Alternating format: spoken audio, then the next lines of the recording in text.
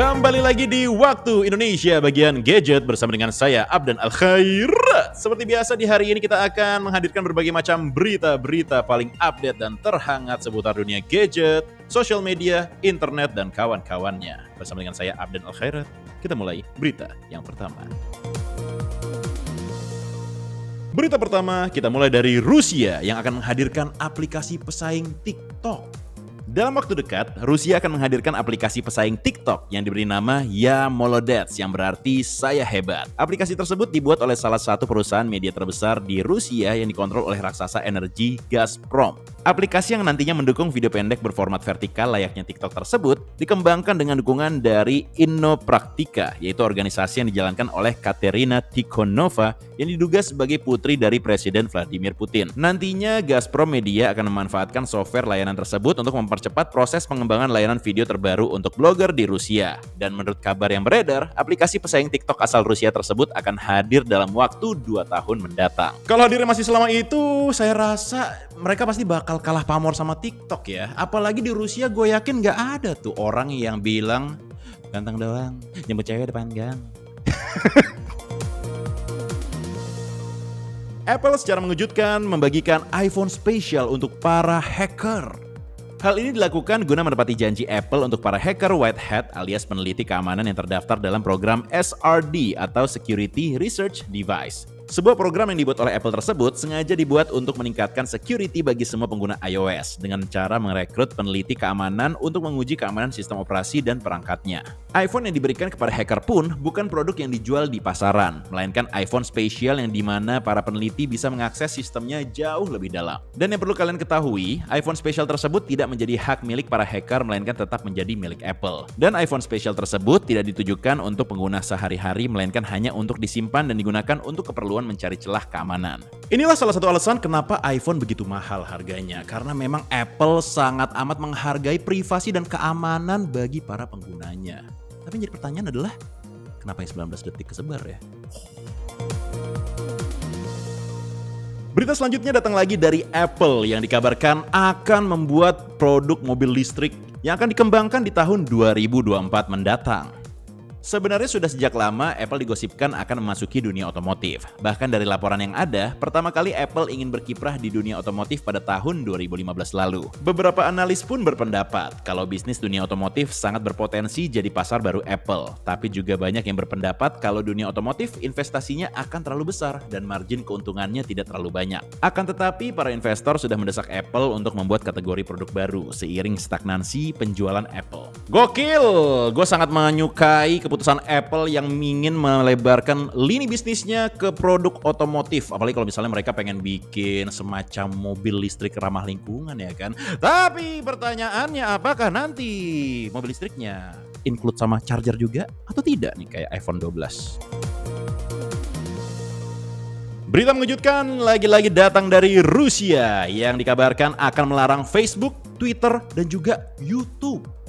Hal ini terjadi setelah pemerintah Rusia mulai mencium aktivitas mencurigakan dari raksasa teknologi asal Amerika Serikat tersebut. Saat ini, parlemen Rusia telah menyusun undang-undang terhadap raksasa teknologi tersebut. Jika sejumlah perusahaan tersebut terbukti bersalah karena telah menyensor konten orang Rusia, parlemen akan berencana untuk membatasi perusahaan-perusahaan teknologi tersebut.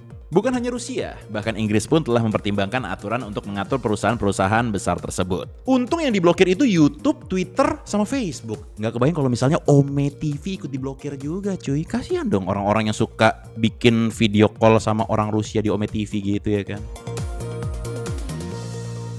Bersamaan dengan peluncuran Mi 11, Xiaomi juga turut memperkenalkan UI terbarunya yaitu MIUI 12.5.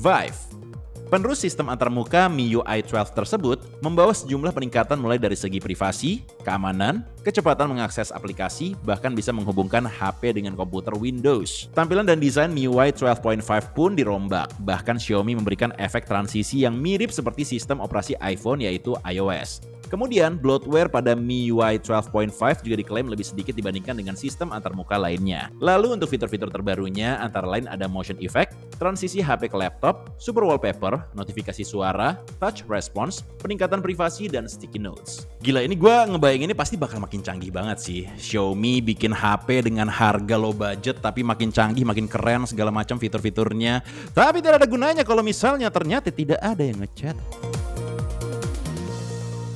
Buat kalian yang suka cari streaming Liga Inggris di Twitter, sepertinya sudah tidak perlu dilakukan lagi nih untuk pertandingan selanjutnya.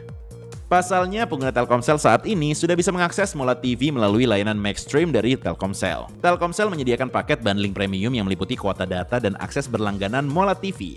Dua jenis paket bundling yang tersedia antara lain Mola TV 3GB dan juga Mola TV 10GB. Paket Mola TV 3GB dibanderol dengan harga Rp79.000 meliputi kuota Maxstream 3GB dan akses berlangganan Mola TV selama 30 hari. Sedangkan paket Mola TV 10GB dibanderol dengan harga Rp100.000 meliputi kuota Maxstream 10GB dan akses berlangganan Mola TV selama 30 hari. Setelah mengaktifkan paket bundling tersebut, pelanggan Telkomsel juga bisa langsung mendownload aplikasi Mola TV secara gratis di Play Store ataupun App Store. Daripada nyari-nyari streaming ilegal, ini merupakan solusi yang sangat luar biasa nih. Nggak apa-apa lah ya, sekali-kali langganan paket Maxstream. Kemudian dari dunia game, ada game ternama yaitu Ninja Saga yang resmi pamit dari Facebook. Kebijakan tersebut terjadi setelah layanan Adobe Flash berhenti secara global pada tanggal 1 Januari 2021. Dalam pengumuman Facebook, jejaring sosial yang bermarkas di Amerika Serikat itu mengatakan kalau pengguna Facebook tidak akan bisa lagi memainkan game tersebut dan pembelian dalam game akan ikut kadaluarsa.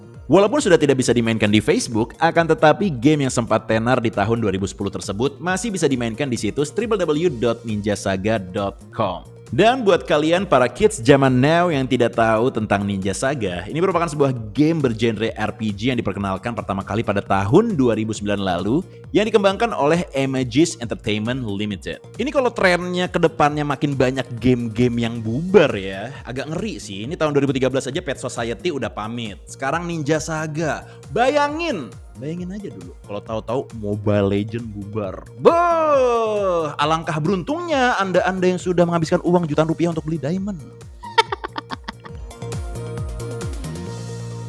Vivo meluncurkan HP 2 jutaan terbarunya di Malaysia yaitu Vivo Y20 2021. Berbeda dari Vivo Y20 yang meluncur pada tahun 2020 lalu, seri 2021 ini memiliki peningkatan pada sektor chipset dan RAM. Kalau pada seri 2020 hanya dibekali dengan chipset Qualcomm Snapdragon 460 yang dikolaborasikan bersama dengan RAM 3GB, Vivo Y20 2021 atau 2021 sudah dibekali dengan chipset MediaTek Helio P35 yang diduetkan bersama dengan RAM 4GB. Untuk sektor kamera dan baterai, sepertinya Vivo Y20 2021 tidak memiliki perubahan sama sekali. Pada sektor kamera, Vivo masih menyematkan 3 kamera belakang dengan kamera utama mencapai 13 megapiksel dan kamera selfie yang berkonfigurasi 8 megapiksel.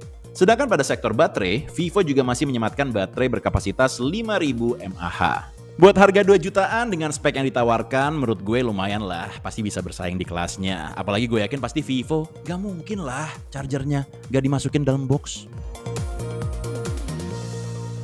Tidak ingin kalah dengan Vivo, Oppo juga merilis HP terbarunya di Vietnam. Setelah terlebih dahulu rilis di Cina, seri Reno terbaru dari Oppo yaitu Reno 5 series secara resmi mengudara di negeri Vietnam. Terdapat 3 model yang diperkenalkan, diantaranya ada Oppo Reno 5 5G, Oppo Reno 5 Pro, dan juga Oppo Reno 5 Pro Plus. Untuk masalah spesifikasi, Oppo Reno 5 5G dibekali dengan chipset Snapdragon 765G yang dikolaborasikan bersama dengan baterai berkapasitas 4300 mAh. Sedangkan pada sektor kamera, seri yang paling rendah tersebut dibekali dengan kamera belakang berjumlah 4 dengan konfigurasi utama mencapai 64 megapiksel. Lalu untuk Oppo Reno 5 Pro, seri Pro tersebut dibekali dengan chipset Dimensity 1000 Plus yang dikolaborasikan bersama dengan baterai berkapasitas 4350 mAh.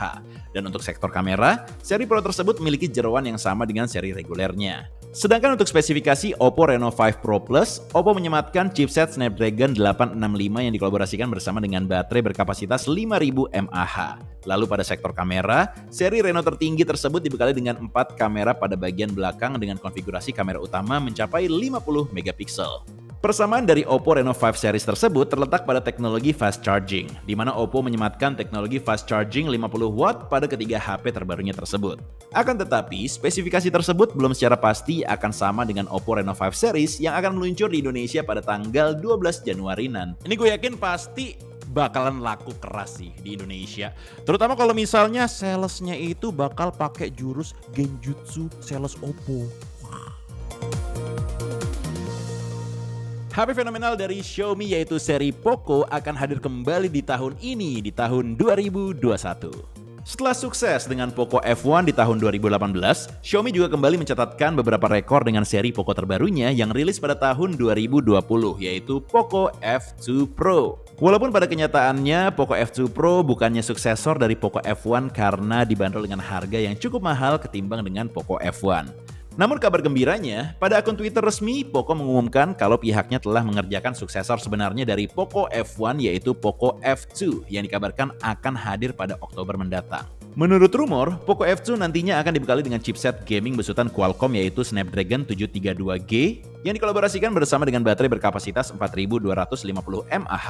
Lalu pada sektor layar, Xiaomi juga nantinya akan menyematkan layar berteknologi AMOLED yang mampu refresh rate mencapai 120 Hz. Dengan spesifikasi tersebut, banyak rumor yang beredar kalau HP penerus sejati dari Poco F1 ini akan dibanderol jauh lebih terjangkau dari Poco F2 Pro yang sudah rilis pada tahun 2020 lalu. Kalau memang benar penerus dari Poco F1, mungkin harganya berkisar 3-4 jutaan kali ya. Apalagi spesifikasinya juga benar-benar dibikin sesuai sama budget gitu kalau misalnya gue perhatiin nih. Jadi kalau misalnya emang pengen nyari HP gaming yang cukup tergolong terjangkau, mungkin bisa ditunggu aja sampai Oktober tahun ini ya, Bray. Itu juga kalau tidak goib. Seperti biasa, sebelum kita masuk ke berita yang terakhir, jangan lupa untuk like, comment, share, dan juga subscribe channel YouTube Pricebook. Dan buat yang pengen tahu berita-berita dari minggu-minggu sebelumnya, cek aja langsung di channel YouTube Pricebook untuk berita-berita dari Waktu Indonesia bagian gadget. Dan sekarang kita masuk ke berita yang terakhir di minggu ini. Ini dia. Berita terakhir datang dari mendiang Steve Jobs yang ramalannya menjadi kenyataan di tahun 2021. Pada tahun 2010, pendiri Apple tersebut pernah berkata kalau teknologi Adobe Flash akan tidak relevan. Dan selang 11 tahun kemudian, hal tersebut menjadi kenyataan. Adobe mengumumkan secara resmi kalau perusahaannya akan memblokir semua konten yang berjalan menggunakan Adobe Flash mulai tanggal 1 Januari 2021. Dalam himbauan tersebut juga, Adobe pun menyarankan para pengguna untuk menghapus Flash Player dari perangkat. Sebelum pemberhentian tersebut, sebenarnya bos Apple sudah memberikan protes kepada Adobe di tahun 2010 untuk mengembangkan teknologinya tersebut dengan teknologi tren yang akan datang menuju ke arah mobile. Karena pada saat itu, Adobe hanya berfokus ke era PC dan mouse. Itulah mengapa alasan Apple memilih untuk tidak menggunakan teknologi buatan Adobe di setiap perangkat dan layanannya. Menurut Steve Jobs, Adobe Flash memiliki andil dalam mempengaruhi performa, umur baterai, dan masalah keamanan pada perangkat Apple.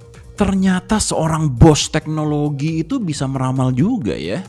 Saya pikir cuman Roy Kiyoshi. Wow. Terima kasih sudah menonton video ini dari awal sampai habis. Kita bakal ketemu lagi di Waktu Indonesia bagian gadget di minggu depan. Saya Abdan Al Khair. Undur diri. Salam gadget. Bye-bye.